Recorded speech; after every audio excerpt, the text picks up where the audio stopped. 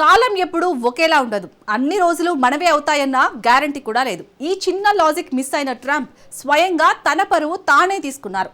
ఇటీవల అలస్కాలో పుతిన్కు తన nuclear power చూపించే ప్రయత్నం చేశారు.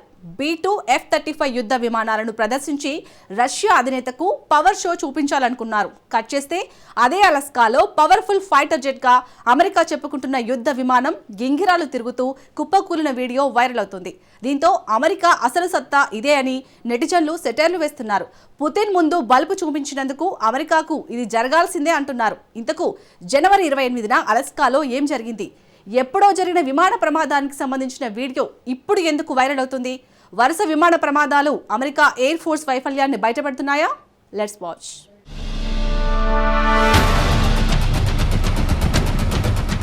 బలుపు చూపించిన చోటే బొక్కబొర్ల పడ్డ F-35 ఫైటర్ జెట్.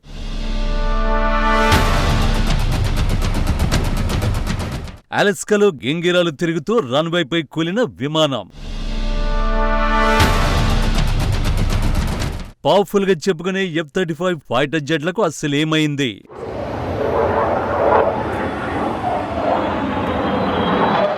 ఆగస్టు 15వ తేదీ అలస్కాలోని ఎల్మండాస్ రిచర్డ్సన్ జాయింట్ బేస్లో పుతిన్ అడుగుపెట్టిన తర్వాత కనిపించిన సీన్ ఇది. ఈ బేస్ కు తొలుత అమెరికా అధ్యక్షుడు డొనాల్డ్ ట్రంప్ వెళ్లారు. కాసేపటి తర్వాత పుతిన్ అక్కడికి చేరుకున్నారు. రష్యా అధ్యక్షుడు పుతిన్ కు ట్రంప్ స్వాగతం పలికారు. ఇక్కడే ట్రంప్ అతి తెలివి చూపిస్తూ తమ సైనిక సామర్థ్యాన్ని ప్రదర్శించాడు. ట్రంప్ పుతిన్ అక్కడ ఏర్పాటు చేసిన పోడియం వద్దకు వెళ్తుండగా వారిపై నుంచి B-2 బాంబర్లు F-35లతో పాటు పలు రకాల ఫైటర్ జెట్లు వెళ్లాయి. వాటిని చూసి పుతిన్ కాస్త ఆశ్చర్యానికి లోనయ్యారు. ఇక వీరు ప్రయాణిస్తున్న కాన్వాయ్ వెళ్లే మార్గంలోనూ యుద్ధ విమానాలు వరుసగా పార్క్ చేసి ఉంచారు. వివరంగా చెప్పాలంటే యుద్ధ సన్నాహాలు చేసుకుని సిద్ధంగా ఉన్నట్టు కనిపించింది అలస్కాలో పరిస్థితి.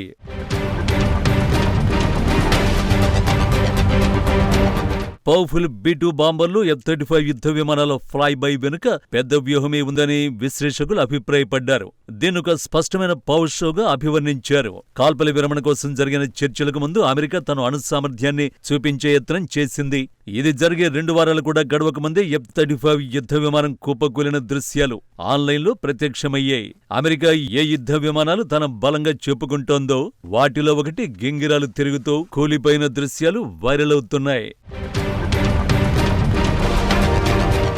ఇక్కడ గింగిరాలు తిరుగుతూ కూలిపోయింది అమెరికా పవర్ఫుల్ గా చెప్పుకునే F-35 యుద్ధ విమానమే.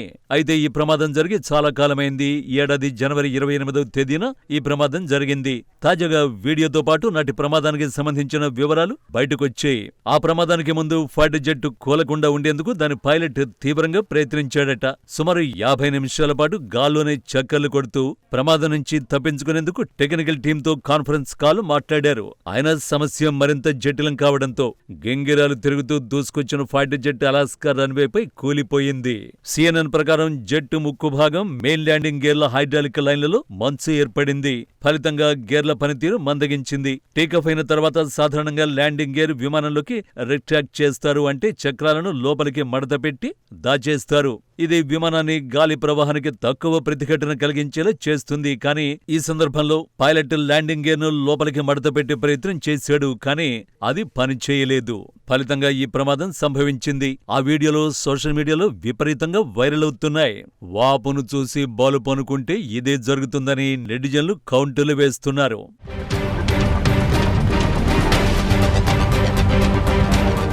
నిజానికి F-35 యుద్ధ విమానాలు తరచూ ప్రమాదాలకు గురవుతున్నాయి.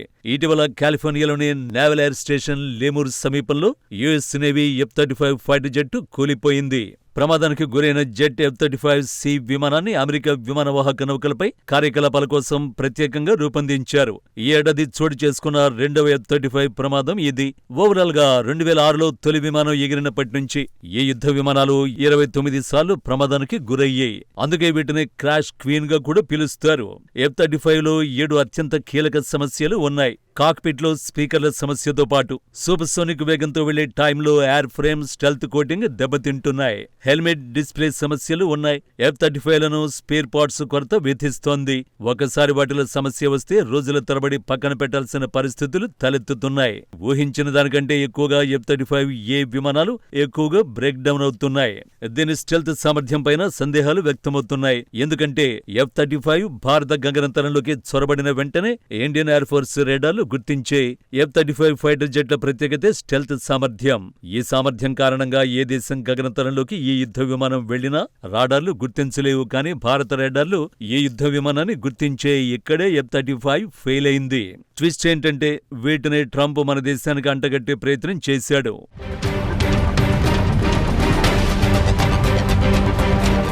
మరోవైపు విమానంలో హైడ్రాలిక్ సమస్యలు, తుప్పు కారణంగానే స్టెల్త్ సామర్థ్యం కోల్పోతున్నట్టు నిపుణులు వెల్లడిస్తున్నారు.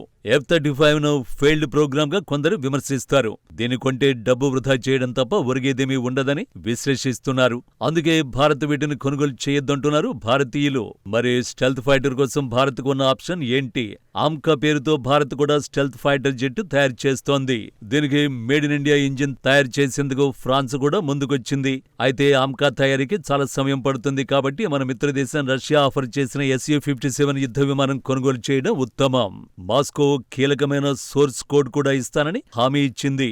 సాధారణంగా ఏ దేశమూ సోర్స్ కోడ్ ఇవ్వడానికి సిద్ధపడదు. కానీ రష్యా మాత్రం మన దేశానికి సోర్స్ కోడ్ ఇచ్చేందుకు సిద్ధపడింది. ఈ క్రమంలోనే రష్యన్ Su-57 ఫైటర్ జెట్ అనుకుంటే పరిణామాలు తీవ్రంగా ఉంటాయని అమెరికా హెచ్చరించింది. సో రష్యాతో ఈ ఒప్పందం ఫైనల్ చేసుకుంటే అదే అమెరికాకు దిమ్మ తిరిగే స్ట్రోక్ అవుతుంది. భారత్ నిజమైన ఫ్రెండ్ వైపు నిలిచినట్టు అవుతుంది. ఏది ఏమైనా ఒక్కటి మాత్రం నిజం, అమెరికా రక్షణ వ్యవస్థ ఒకప్పుడున్నంత స్ట్రాంగ్ గా అయితే లేదు. ఇలాంటి సమయంలో బలుపు చూపిస్తే ఇలాగే పరువు పోతుంది.